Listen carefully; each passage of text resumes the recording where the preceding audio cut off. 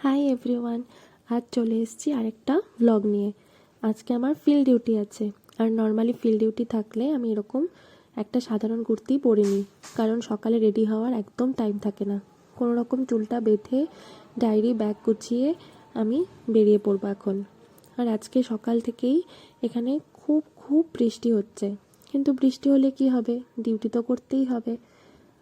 দেখো অবস্থা চারপাশে, খাল বিল নদী নালা পুরো জলে ভরে গেছে, আর আকাশের অবস্থাই দেখো।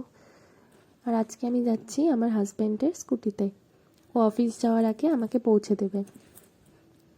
দেখো রাস্তাঘাটের অবস্থা কীরকম, বৃষ্টি হচ্ছে, প্রতিদিন এরকম বৃষ্টি হয়ে চলেছে এখানে।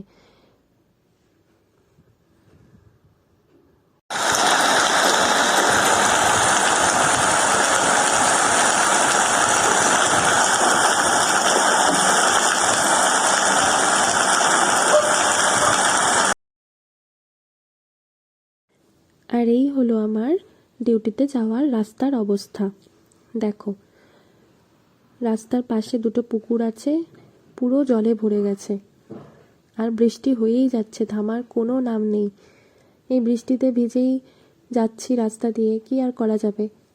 অনেকেই বলে সরকারি চাকরি মানে নাকি খুব সুখের চাকরি, সারাদিন অফিসে বসে কাজ, কিন্তু না, যাদের ফিল্ড ডিউটি থাকে তাদের কিন্তু এই অবস্থার মধ্যে দিয়েই ডিউটি করতে হয়। তাও তো এখানে অনেক ভালো অবস্থা, অনেক জায়গায় জল উঠে গেছে হাঁটু অবধি, সেখানে তো যাওয়াই যাচ্ছে না। তবুও আমি এমন একটা সেকশনে কাজ করি যেখানে আমার ফিল্ড ডিউটি যেতেই হয়। আমি এতটাই ভিজে গেছিলাম যা হাজব্যান্ড বলল যে একা ফিরতে হবে না, ওই আমাকে বাড়ি পৌঁছে দেবে। ডিউটি শেষে আমরা আবার বেরিয়ে পড়লাম। বৃষ্টি তখনও থামেনি, দেখো সমানে বৃষ্টি হয়েই যাচ্ছে।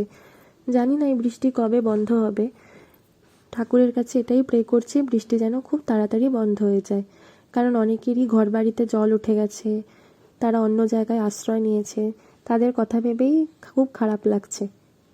আকাশের অবস্থা দেখো, ফেরার সময় আবারও জোরে বৃষ্টি নামবে।